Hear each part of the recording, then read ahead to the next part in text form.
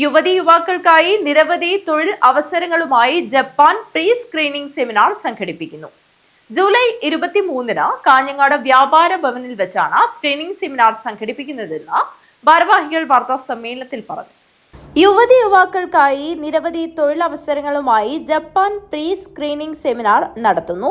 ദേശീയ നൈപുണ്യ വികസന കോർപ്പറേഷൻ മുഖേന ജപ്പാനിൽ കേന്ദ്ര ഗവൺമെന്റ് കരാർ അടിസ്ഥാനത്തിലൂടെ തൊഴിലവസരങ്ങളെക്കുറിച്ചും +2 യോഗ്യതയുള്ള 18 മുതൽ 28 വയസ്സിനുമിടയിലുള്ള പെൺകുട്ടികൾക്ക് NSDC സെൻഡിംഗ് ഓർഗനൈസേഷനായ ആസ്ട്രോ അക്കാദമി ചെന്നൈ നടത്തുന്നു.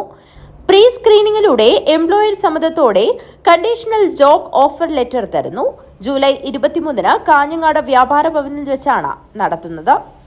2017 പിന്നീട് 19-ലും അത് ഒതുക്കിയും 2021 ആയപ്പോഴേക്കും കുറച്ചുകൂടി എക്സ്റ്റൻഡ് ഫോമായിട്ടുണ്ട് പുതിയ ഒരു പദ്ധതി ആവിഷ്കരിക്കുകയും അതാണ് ഈ SSW എന്ന് പറയുന്ന തൊഴിൽ പദ്ധതി. അതായത് ജപ്പാനിലേക്ക് സ്പെസിഫൈഡ് സ്കിൽഡ് വർക്കറായ ആളുകളെ ജപ്പാനിൽ ആവശ്യമുണ്ട് എന്നുള്ള ഒരു നിർദ്ദേശപ്രകാരം ഇന്ത്യ ഗവൺമെന്റ് ജപ്പാൻ ഗവൺമെന്റ് തമ്മിൽ ഒത്തുവച്ച തൊഴിൽ കരാറാണ്.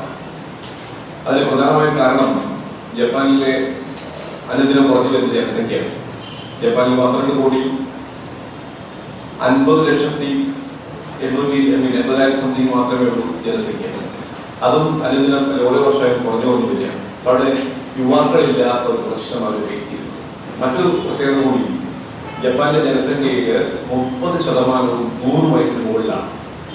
ഈ ഒരു കാറ്റഗറി കൊണ്ടാണ് അവർക്ക് ഇന്ത്യയിൽ നിന്ന് യൂത്തിലെ വേണം എന്നുള്ള ഒരു സന്ദേശം നൽകിയിട്ടുണ്ട്. നമുക്കറിയാം, ജപ്പാനെ കുറിച്ച് നിങ്ങൾക്ക് എല്ലാവർക്കും അറിയാം. കാരണം നമ്മുടെ ഇന്ത്യയിലെ ഏറ്റവും വലിയ ഇൻവെസ്റ്റ്മെന്റ് പാർട്ട്നേഴ്സ് ജപ്പാനാണ്.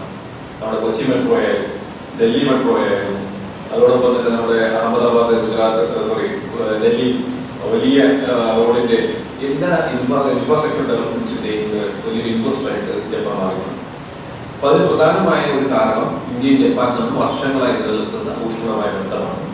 അതിനെ തുടർന്ന് മോഡി സർക്കാർ വന്നപ്പോഴേക്കും കുറച്ചുകൂടി എക്സ്റ്റൻഡ് ഫോമായിക്കൊണ്ടാണ് തൊഴിൽ കരാറിലേക്ക് വന്നിട്ടുള്ളത്.